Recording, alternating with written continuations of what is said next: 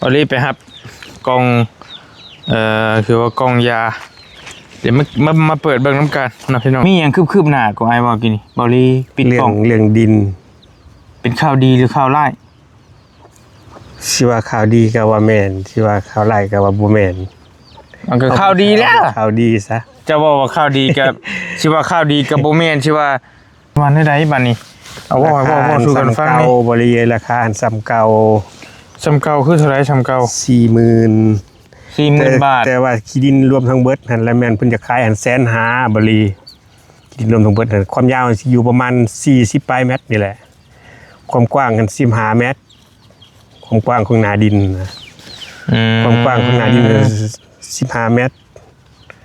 แล้วความยาวอยู่ประมาณ40ปลายเมตรนี่แหละเกือบ50เมตรแล้วเพิ่นแบ่งเป็น3ส่วนเพิ่นจะขายทั้งเบิดอะไรแม่น150,000บัดนี้แหละเพิ่นเลยว่าถ้าจะอยากได้ซำใดข่อยสิตัดขายให้ซำนั้นแต่ข่อยสิแบ่งให้ซำนั้นเพิ่นว่าจังซี่นะแล้วเพิ่นถามว่ามีเงินหลายปานใดมูลค่า 2,500 บาทบ่บริส่งให้อ้ายเบิ่งมื้อนะยาดีโอ้ปุ๊บโอ้เป็นยาเป็นขวดแบบนี้นี่สวัสดีเด้อยายเอ้ยพรทิพย์ค่ะสวัสดีค่ะก็กินเหมือนที่เราที่เคยกินยาตัวนั้นที่เราเคยกินนะแต่ว่า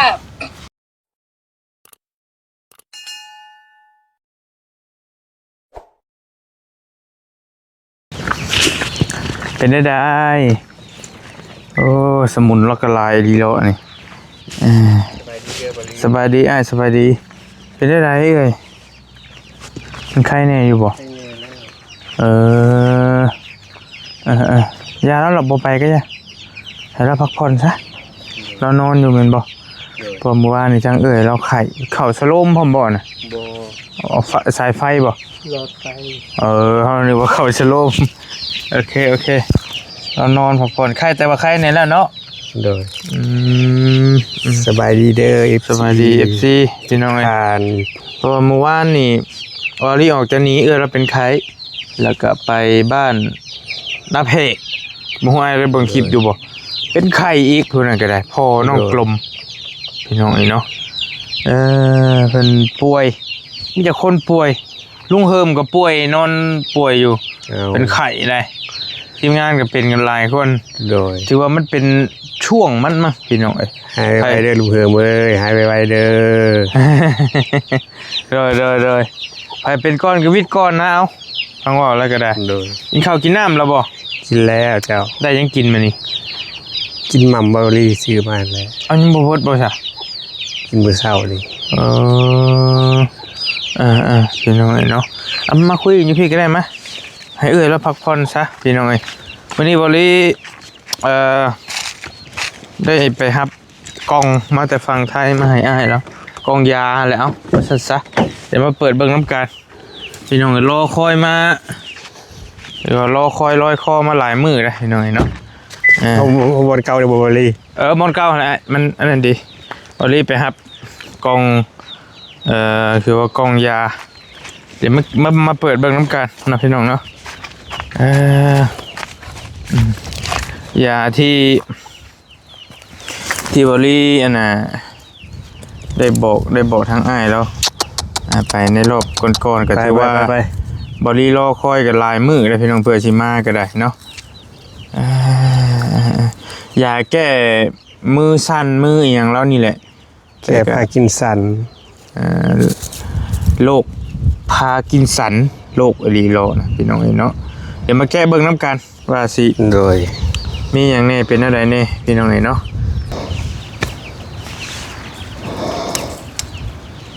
โอเคมานั่งอยู่บนเก่าบนเดิมเขาคือเก่าพี่น้องมองเก่ามองเดิมอยู่คันเทน่าโดยสวัสดีเด้อพี่น้องเด้อสวัสดีอีกเทื่อนึงเนาะสวัสดีสวัสดี FC ทั้งภายในและก็ต่างประเทศเด้อโดยมีอย่างคืบหน้าก็ไอ้บอกกินบอลี่ปิดกล่องเรื่องดินเป็นข่าวดีหรือข่าวร้ายสิว่าข่าวดีก็ว่าแม่นสิว่าข่าวร้ายก็ว่าบ่แม่นมันก็ข่าวดีแล้วข่าวดีซะจะบอกว่าข่าวดีกับสิว่าข่าวดีกับบ่แม่นสิว่า เอาเป็นข่าวดีซะ มันเป็นข่าวดีใช่เนาะ เพราะว่ารู้ฮู้รายละเอียดไปเลยนะ โอ้ เพราะว่ามื้อเช้านี้ผู้ค้าได้ไปเบิ่งด้วยตัวเอง ห่วยอยู่ใช่ ย่างไปแล้วย่างไปย่างรัดนี่เลยในบ้าน เจ้าย่างไปเลยฮอดบ้านผู้ ไปกับเอื้อยนี่แหละ โอ้ เพิ่นถามเพิ่นถามกับเพิ่นก็ว่าให้ไปถามเองเพิ่นว่าเจ้าไปถามคือสิชัดเจนกว่าว่าจะก็ชัดเจนแต่ผู้ค้าก็ได้วัดแท้กันครั้งแน่แล้วแหละผู้ค้าไป บ่อ่า ฮู้รายละเอียดไปเลยแหละ เพิ่นว่าได้บัดนี้เอาว่าสู่กันฟัง เก่า นี่ บริเวณราคาอันซ้ำเก่า ชำเก่าคือเท่าไหร่ชำเก่า 40,000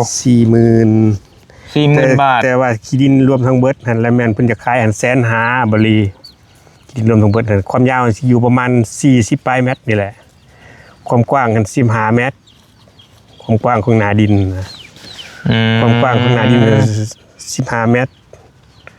แล้วความยาวอยู่ประมาณ40ปลายเมตรนี่แหละเกือบ50เมตรแล้วเพิ่นแบ่งเป็น3ส่วนเพิ่นจะขายทั้งเบิดอะไรแม่น150,000บัดนี้แหละเพิ่นเลยว่าถ้าจะอยากได้ซำใดขอยสิตัดขายให้ซำนั้นแต่ขอยสิแบ่งให้ซำนั้นเพิ่นว่าจังซี่นะแล้วเพิ่นถามว่ามีเงินหลายปานใดผู้ค้าก็เลยว่ามีอยู่40,000ก็ขอแบ่งขอปันน้ำอ้ายแล้วพอได้อยู่ได้เซาได้บ่เพิ่นก็เลยว่าคันนั้นขอยสิพิจารณาสิแบ่งให้ ให้มานั่งน้ำมองพ่อเขานี่ก็ได้มั้ยนั่งอยู่นี่โอ้นั่งโอเคว่ามีข่าวดีแล้วบ่ซั่นนี่ โดย อ้ายแจ้งเพิ่นไปว่าประมาณ 40,000 มีเงินอยู่ 40,000บ่ มีเงินอยู่ 40,000มีงบอยู่40,000ว่าจังซี่นะผู้ค้าว่าจังซี่บ่ได้มีเงินอยู่40,000ทางผู้ใหญ่เพิ่นทางทีมงานผู้ค้าว่าจังซี่นะมีงบให้ผู้ค้าช่วยเหลือผู้ค้า40,000แล้วเพิ่นก็เลยว่า40,000ก็ได้ขอสิตัดให้เจ้าเพิ่นว่าแล้วเพิ่นก็เลยตัดให้หันความกว้างหัน12เมตรความยาวหัน15เมตรในวงเงิน 40,000 กว้าง15ยาว15กว้าง12 ยาว 12คูณ15นะ โดย พี่น้องก็ธรรมดาอยู่เด้กว้างอยู่คันซำนะก็บ่ถึงว่ากว้างกับเจ้ามันก็สิไคกว่าเจ้าเว้านี่อยู่ โดย ตามเบิ่งนี่ได้12เม็ดมันก็ห่วยกว้างเติบอยู่ได้พี่น้องเอ้ยชาลาตาจะเบิ่งไปเบิ่งด้วยตัวเองจะว่าโอเคอยู่บ่ ก็โอเคอยู่ มันก็บ่ได้หอมบ่ได้นั่นปานใดแล้วอ่ะ ก็บ่ได้โฮมบันไดพอได้ปลูกตู่ปลูกคามอยู่ดู ปุกสมมุติว่าปุกตูบชำนี้ก็ยังเหลืออยู่แล้วอ่ะ เหลืออยู่เหลือ มันก็ใครอยู่คันว่าเนี่ยนะโอ้โอเคแล้วพี่น้องเอ้ยเนาะ แต่ว่าบัดนี้แหละมันสิมีอันนั้นร่องน้ำผ่านหน้าบ้าน มีร่องน้ำผ่านหน้าบ้านร่องน้ำผ่านมาตามสายหน้าบ้านเลยนะมีร่องน้ ไม่แล้วสั่นพี่น้อยร่องน้ำที่กระเจ้าน้ำใส่น้ำซอยกระเจ้ามันไหลผ่านมาหัน ำอันนี้ผู้ค้าก็บ่ฮู้จักผู้ค้าก็ บ่ฮู้ว่าเป็นร่องน้ำหยัง โดย แต่ว่าเห็นร่องน้ำผ่านหน้าบ้าน แต่แนวใดก็ยะสมมุติว่าอ้ายได้อยู่หั่นแล้วอ้ายโอเคอยู่บ่ส่วนโตนะสมมุติว่าบ่แม่นเงินเฮาซอยก็ยังเงินเจ้าเองสมมุติเจ้ามีเงินเจ้าเองเจ้าสิซื้ออยู่บ่อยู่หาสมมุติว่า ซื้ออยู่บ่เลย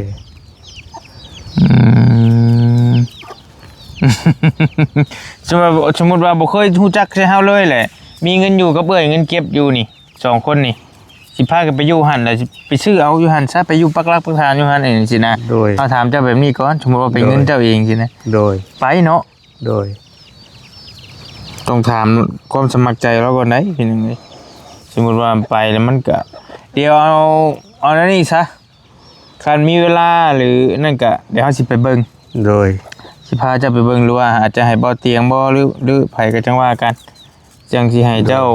พาไปย่างเบิ่งกับเอื้อแล้วก็บ่สบายนี่ โดย แล้วก็จะให้พี่น้อง FC ซอยตัดสินใจอีกเทื่อนึงเรื่องดินเรื่องดอดเนาะแต่ว่าก็ใครอยู่มีทางเข้าทางออกแล้วว่ะ แคมทางเลยแหละบัดนี้ แถมทางเลย ทางแต่ว่ามันเป็นน้ำแล่นผ่านหน้าบ้าน ทางกันเลยทาง แต่มันสิบ่โอเคตัวนั้นแหละคันสิบ่โอก็เนาะบ่ตามเบิ่ง ก็ให้ทางทีมงานไปเบิ่งเองว่าเป็นจังไดก็ไปเบิ่ง บ่น่ามีปัญหาติน้ำจักสิเป็นน้ำขี้สิบ่ขอโท แต่ ษ ว่า ขออนุญาต บ่น้ำใสได้บ่ น้ำเป็นน้ำใส น้ำเป็นน้ำใส อยากเขาเจ้าน้ำอาบน้ำหยังมันไหลผ่านไว้น้ำของน้ำข ก็ องหยั สิ ง แม่นอยู่อืม กะยามันแหละช่างมันตัวนั้นเฮาก็ยับเพื่อนเฮาอยู่ไกลๆหน้อยนึงก็ได้ แต่ดินน่ะเพิ่นก็คูณไว้แล้วเพิ่นคูณแล้ว โอ้คักเลย เพิ่นคูณเบิด30โหลดทั้งเบิดคูณทั้งเบิด แต่ ทั้ง เพิ่นสิแบ่งขายติ แล้วก็ขอแบ่งเพิ่นอะไรเพิ่นก็บ่อยากขายดอกขอแบ่งเพิ่นก็เว้าว่าเห็นย้ายมันนี่ก็หลายจุดหลายหม่องแล้วว่าซั่นเห็น ไปลบไม้อยู่ติ โดยเห็นเอื้อยย้าย อืม ก็สงสารอยู่เพิ่นว่าในเมื่อที่ว่าจะมาหาขอที่เขาก็สิซอยเหลือเจ้าเพิ่นว่า คุยกับเจ้าของมันเองเลยบ่ ข้าคุยกับเจ้าของไว้เอื้อยไปนำมันนั่นแหละมื้อเช้านี้เอาเสือกฟางเน่งกันคักแน่เลยแหละมื้อเช้านี้ โอ้ โยเบิ่งดาวๆนี่ก็สิประมาณบ่ต่ำบ่น้อยกว่า12คูณ15อยู่เป็นไฮนาบ่หรือว่าจะได้ บ่ได้เป็นเดิน เป็นเดิน โดย ติดบ้านบ่หรือไปเปะทงนา ข้างหลังมันติดไหนาข้างหลังมันเป็นไหนา อืม ข้างเบื้องทางนี้มันติดกับที่เขาแต่ว่ามันเป็นคลองน้ำแล่นผ่าน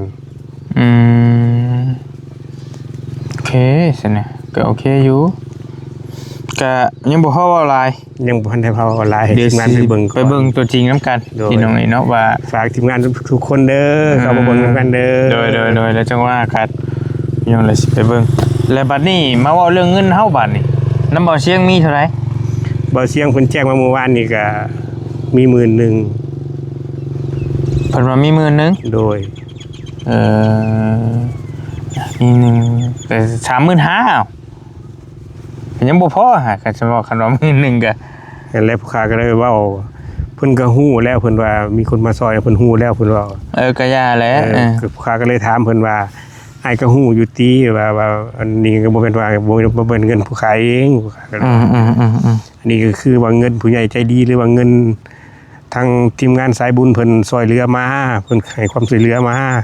ขอความช่วยเหลือจากเพิ่นเพิ่นว่าฮู้อยู่ว่าซั่น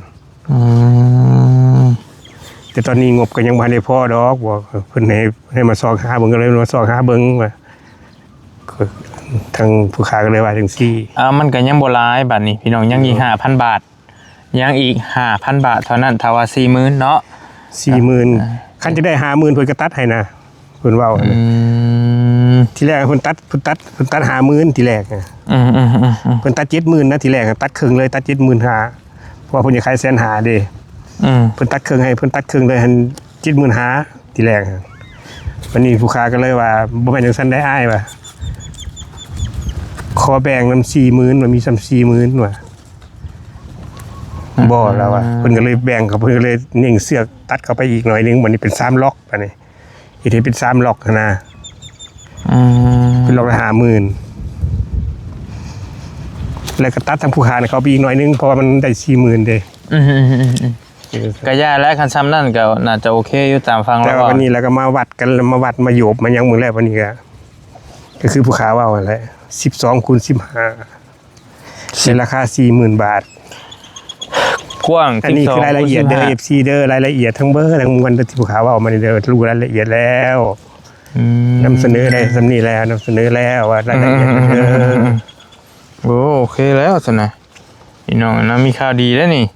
เมื่อวานนี้ยังมีข่าวอันนี้อยู่ พี่น้องนะวันนี้ถือว่ามีได้รับข่าวดีแล้วโอเคพี่น้องเอ้ย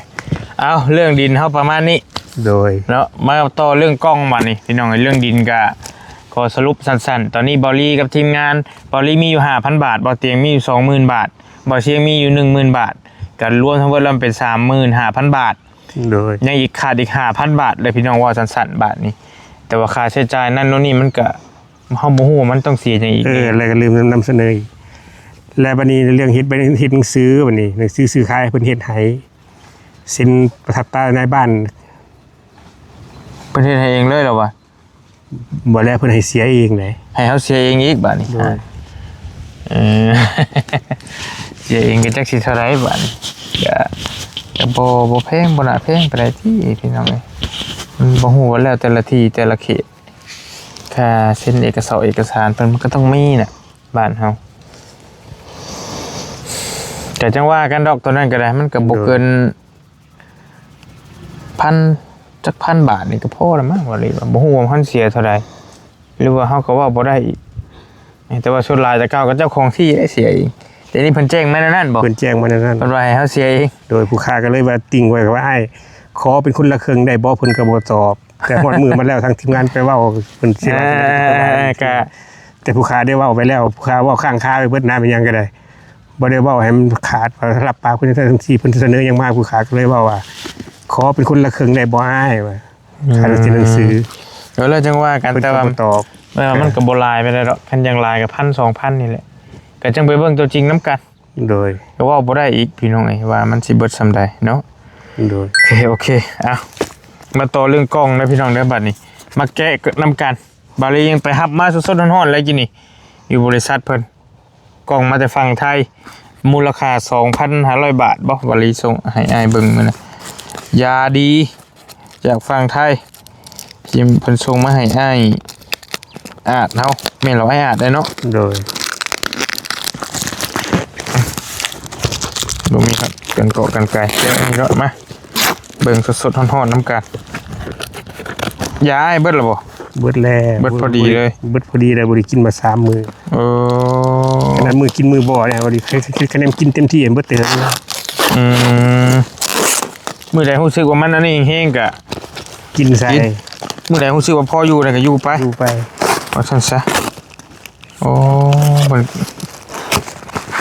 แกะไปนำกันพี่น้องโอ้มี2อันเลยนี่โอ้ ตื่นเต้นเด้บ่เลย ฮะ ตื่นเต้นเด้ ตื่นเต้น เอาคือว่าตื่นเต้นสิได้ดีได้เศร้าบ่ บ่คิดว่า FC เพิ่นจะเอาใจใส่ขนาดนี้นะ อืมนี่ดิค่ายาค่าบินมันก็ใส่มาน้ำหนีเลย2,550 บาทเอื้อยเป็นสั่งมาให้พี่น้องเอ้ยโอ้โอเคแต่มันมีแค่นี้มั้งอันนี้อันนี้เป็นกันเตะชื่อว่าไง โดย มันมี2ห่อบ่เนี่ยเบิ่งก่อนพี่น้องเอ้ยให้แอดเราเบิ่งก่อนหัวเราเคยกินบ่เป็นแบบใดเด้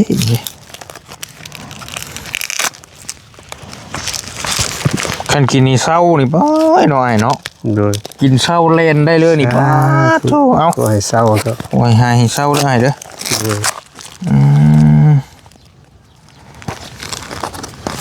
โมมิบริกันเลย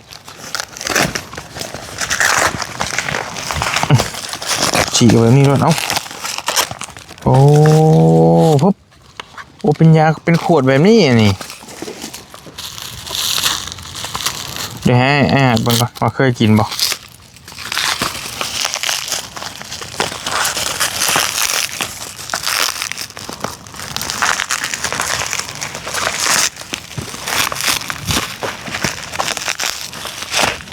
โอ้เป็นนั่นนี่แหละไอ้เคยกินบ่ บ่ เอาจับเบิ่งดูตาโต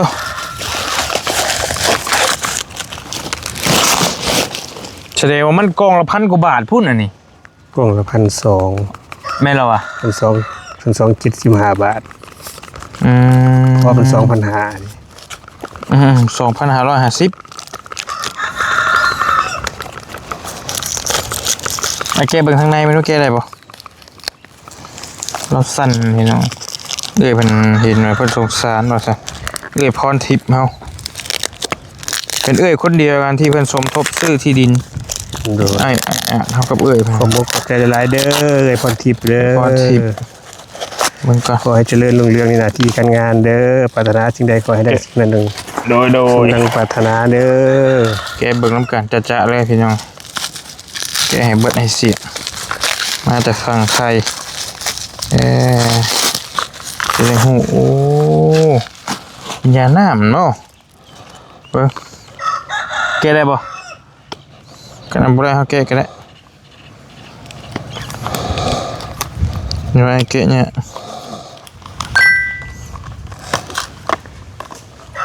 ได้ปะโอ้มีคู่มือพบโอ้เป็นยาเม็ด เป็นยาเม็ด โอ้นำเข้าโดยบริษัทอะไรอย่างนี้โรดบ่ไทยแลนด์จำกัดกรุงเทพเป็นภาษาอังกฤษผสมภาษาไทย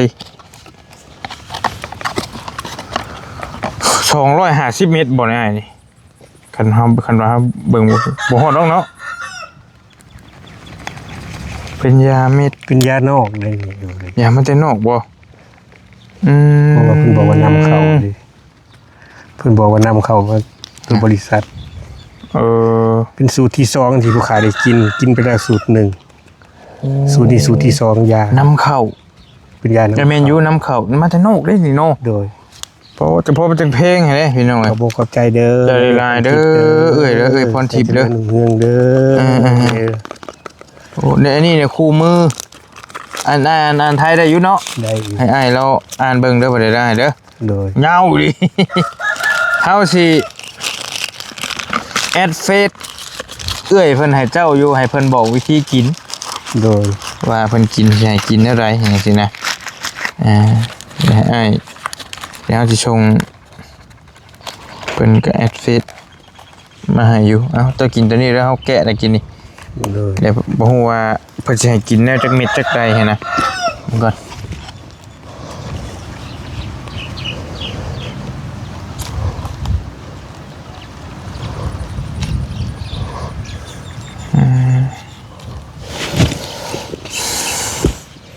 บ่ฮู้เอ้ยเพิ่นมีเวลาบ่รีว่ามาฮอดบ่ได้สิโทรหา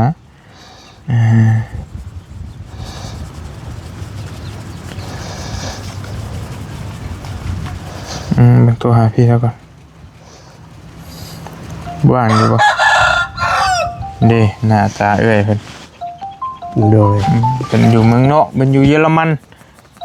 พี่น้อง เบาลีโทรก็ดีแล้วผู้ค้าบ่มีแบต ครับสวัสดีครับ ครับพี่ว่างไหมครับรบกวนหน่อย ว่างค่ะ ครับไอพี่คุยกับพี่อาจเขานิดนึงเขาให้บอกวิธีกินยาผมกำลังแกะกล่องเสร็จ ครับสบาย สวัสดีเด้อยายเอ้ยพรทิพย์ ค่ะสวัสดีค่ะก็กินเหมือนที่เราที่เคยกินยาตัวนั้น ที่เราเคยกินนะแต่ว่า ให้หาร4เหรอหัก4 ครั้งเหรอ ใช่ครับยาที่ผมกินอยู่เม็ดหนึ่งกิน4 ครั้งครับ ฮะยาตัวเนี้ยมันเป็นยาเดียวกัน แต่มันแค่เป็นคนละบริษัทเฉย ครับผม โอ้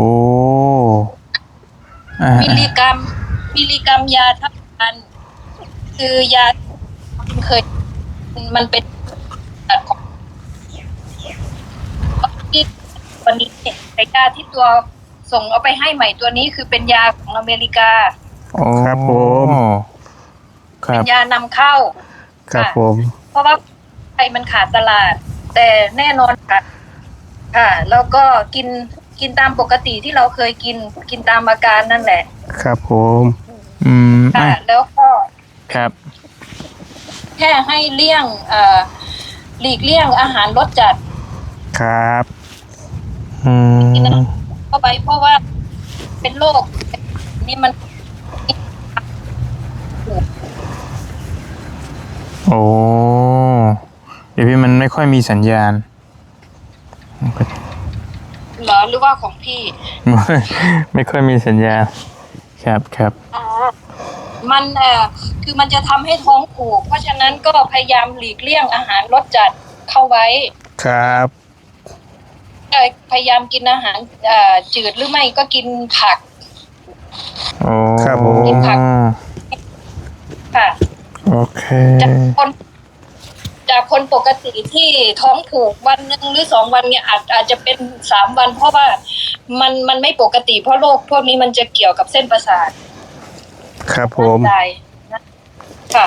ถ้ายาก็กินได้ปกติอย่างที่เราเคยกินก็กินตามอาการนั่นแหละที่ได้ปรึกษาหมอมานะครับ ผม ค่ะก็ ครับ ค่ะ ครับ อย่างอื่นก็ไม่มีอะไรก็มีถ้าอยากการในฉุกเฉินปรับรีไม่ได้อยู่หรืออะไรก็แอดเฟซพี่ไว้แล้วกันก็ทักมา ครับผม โอเคครับพี่ครับเดี๋ยวผมให้พี่เขาแอดเฟซไปขอบคุณมากครับพี่ครับครับ ค่ะก็อย่างอื่นก็ไม่มีอะไรเนาะบารีขอบคุณมาก ครับขอบ แล้ว คุ ก็ ณ เดี๋ยวถ้ากินยามันดีหรืออะไรเงี้ยเดี๋ยวพี่จะส่งให้กินเรื่อย ครับขอบคุณครับ ครับครับ ๆ ค ขอ รับ ให้ที่ได้บ้านไวๆนะ เป็นกำลัง ค ใจ รับ ขอบคุณครับ ให้ ค โอ รับ เคค่ะบารีเดี๋ยวทำงานแล้ว ครับขอบคุณมากครับพี่ครั ข บ อบคุณครับ ครับผมครับผมครับครับครับโอเคนี่คือเอื้อยใจดีเนาะพี่น้องเนาะเป็นเอื้อยคนเดียวกันที่เพิ่นเข้าไฟฟ้าให้เพิ่นสเตลแล้วก็เพิ่นเห็นอ้ายเนาะเพิ่นก็มีความเมตตาเนาะเพิ่นว่าซั่นนี่อ้ายก็ฮู้จักเลยติ ครับ ขับไม่ขับแล้วได้มาเนี่ย กินลมกินลมโดย ขับก็ได้บ่เป็นหยัง ขอโทษขออภัยเลย ว้ายบ่เป็นหยังสิเป็นหยังขับก็ได้พี่น้องเอ้ย ไปอยู่ไทยโดนคือเพิ่นว่า ได้เนาะไอ้ภาษาไทยได้เบิดเลยเนาะ ได้ โอ้ พอไปได้อยู่บ้าง เก่งไอ้บ่แม่นเก่งที่อ่านก็ได้ อ่านได้อยู่ โอ้พี่น้องเอ้ยเข้าท่าโอเคมีแต่บ่มีหยังมีประมาณได้เด้อ โดย แล้วใดก็ฝากพี่น้องเติมอีกเท่านึงพี่น้องเรื่อง ฝาก14พิจาร ถ้า ณา มีพี่น้องมีเคล็ดลับมีวิธีกินมีวิธีอะไรก็ส่งมาบอกหรือว่าคอมเมนต์ไว้ก็ได้ใต้คลิปไอ้เรามีเวลาเราเข้าไปอ่านเบิ่ง โดย ตลอดอยู่พี่น้องเอ้ยเนาะแล้วก็เป็นยาดีบ่ดีก็บ่ฮู้แหละ ก็บ่ค่อยได้อ่านได้บริเดี๋ยวนี้เพราะว่าแบตบ่มี แบตบ่ค่อยมีบ่ โดย โอ้มันจะมี power bank จักอันน่าจะดีเนาะ power มัน bank มีหมอง ใหญ่ ศาสตร์คือมื้อนี้ก็บ่ได้ศาสตร์แล้วนี่มันบดวิทยาศาสตร์ก็บ่เข้า ต้องเอาใส่ไฟเดทได้แล้วก็ได้โอ้ยพี่น้องเนาะกับประมาณนั้นรายละเอียดเรื่องดินก็ยังเหลือ 5,000 แล้วพี่น้องเรื่องยานี่ก็เดี๋ยวเว้ากับอ้ายเพิ่นคักแน่แล้วแต่ก่อนอ้ายบ่มีปัญหาหยังเนาะอ้าย บ่มีปัญหายิ ยินดีกิน ยินดี สิผิดสิถูกจังไดก็กิน สิพิธีได้ก็กิน เพราะ เพ ว่า ราะ TFC เพิ่นส่งมา กุบรีก็ต้องถามเจ้าตัวเราก่อนว่า เรายินดีกินบ่เกิดมันกินไปแล้วมันบ่ถูกบ่ต้องกับบ่ให้มาว่าหยังกันอย่าง โอ้ ซี่ ย นะ บุญวาสนาพ่อขาได้กินยานอก ต้องถาม ถูก เจ้าตัวแล้วก็นิยามาแต่อเมริกามาจากเมืองนอกพูดว่าซะพี่น้องราคา 2,000 กว่าบาทเนาะกล่องละ1,000 กว่าบาทก็กินเบิ่งเนาะ โดย แต่เพิ่นว่ามันเป็นยาตัวเดียวกันกับ ถูก อ้ายเว้าอันนี้มันก็กินง่ายอยู่มีแต่อ้ายทั้งอ้ายนบมือแล้วก็ขอบุญขอบคุณทั้งเอื้อยเพิ่นเอื้อยผู้เว้ากินนี่แหละเอื้อยพรทิพย์เด้ออ้ายเด้อ เด้อยายเอ้ยพรทิพย์เอ้ยผู้ขาก็บ่มีหยังแล้วมีแต่มือ10นิ้วนี่แล้ว ขอบุญขอบคุณนำนายเอ้ยพรทิพย์ที่ส่งยามาให้อยู่ได้กินให้หายจากพยาธิโรคาซะเถิดผู้ขาก็บ่มีหยังเว้าหลายแล้วเว้าบ่เก่ง โดย ก็ทำธุรกิจการงานอีหยังก็ขอให้เจริญรุ่งเรืองในหน้าที่การงานปราศจากโรคภัยไข้เจ็บทุกสิ่งทุกประการสาธุ สาธุเด้อเอ้ยเด้อเนาะก็อ้ายเอาไว้ไปกินก็กินแล้วก็ได้เนาะขึ้นไปจังหน่อยนี่เจ้าหากินรถมันจังเพื่อมันสิได้ไข่เนี่ย บ่ดีเด้อบ ริษัทลาย หลายเด้อที่เป็น สานหลาย สะพานบุญให้วิ่ง บ่ เต้ เป็น นหยัง ทุ บ่ ก เป็นหยังบ่เป็นหยังอ้ายบ่เป็นหยัง กำลังมาแลมาเยี่ยมญาติเช้าเย็นก็ขอให้เจริญรุ่งเรืองในหน้าที่การงานขอให้เป็นโฮมโพโฮมไซให้แก่พวกน้องๆพวกป้าๆลุงๆทุกๆสู่ออกไป โตเอาสาธุเอาพี่น้องขอว่าตื่มหน่อยหนึงสำหรับพี่น้องที่อยากฝากเครื่องมาแต่ทางไทยเพิ่นก็ถามมาหลายได้คือกล้องเนี่ยบอรี่แพลมันมาเสียอยู่ลาวอีกเทื่อนึงเด้พี่น้องกล้องซ้ำเนี้ยกล้องยา2กล้องเนี่ยเพิ่นยัดเข้าทางในนี่บอรี่แพลมันเป็นกล้องกับบ่พอสักครึ่งบ่ได้หรอกครึ่งมันประมาณจักได้บ่จัก3 ขีด 3 ขีด 20,000 กีบเป็นเงินเสียมาเสียอยู่ลาวแต่ว่าอยู่ไทยครับบ่ฮู้ว่าเอ้ยเพิ่นเสียเท่าไหร่นี่ค่าส่งนี่ค่าอยู่ไทยก็เสียส่งแต่จังหวัดนั่นจังหวัดนี้มาสุดอยู่มุกดาหารอันนี้คือมาส่งสุดอยู่บริษัทมีชัยขนส่งอยู่มุกดาหาร ปุ๊บจากมุกดาหารเพิ่นสิส่งมาลาวต่อแต่ว่าสมมุติว่ามีพี่น้องอยู่ฝั่งไทยอยู่จังหวัดโคราชบ่สิส่งมามุกดาหารอันนั้นเพิ่นเสียเองเสียค่าส่งหั่นนะและจากมุกดาหารส่งมาลาวน่ะเพิ่นบ่ลีต้องมาเสียเองต่างหากได้พี่น้องไปเสียค่าส่งค่าอันนี้เพิ่น20,000กีบหรือว่าเป็นเงินไทยประมาณสัก40 บาทซะตีไปง่ายๆเนาะกล่องนี้ประมาณ40 บาทพี่น้องเอ้ยก็บ่ลีก็บ่ฮู้รายละเอียดคักว่ามันเพิ่นเสียค่าอีหยังแบบใดจังใดหั่นนะแต่ว่าเฮามีเขาต้องได้เสียอีกเท่านึงบอลลี่เคยไปฮับอยู่กล้องใหญ่ก็นี่อีกอะเป็นกล้องเสื้อผ้าบ่ตัวใหญ่ได้ใหญ่เติบเสื้อผ้ามือสองบ่หรืออย่างนี้100,000 ปลาย107,000บ่ก็ประมาณ200 กว่าบาทนี่แหละได้พี่น้องแต่มันใหญ่ขึ้นก็ปริมาณเงินเฮาก็สิเสียหลายขึ้นเสียค่าขนส่งเพิ่นเด้พี่น้องเนาะแล้วบอลลี่บ่ฮู้ว่าเพิ่นต้องเสียอยู่ไทยสิอาจจะเสียเทื่อเดียวหั่นแหละมั้ง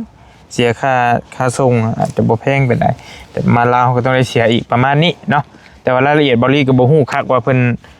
เสียกันได้จังไดอยู่ฝั่งไทยนะแต่ว่าฝั่งลาวเฮานี่มาเสียทีเดียวแล้วก็ตอนไปรับไปเอาเงินมาแล้วก็แล้วเลยเอาเงินไปเสียมาแล้วก็แล้วเลย20,000กีบก็บ่แพงเนาะ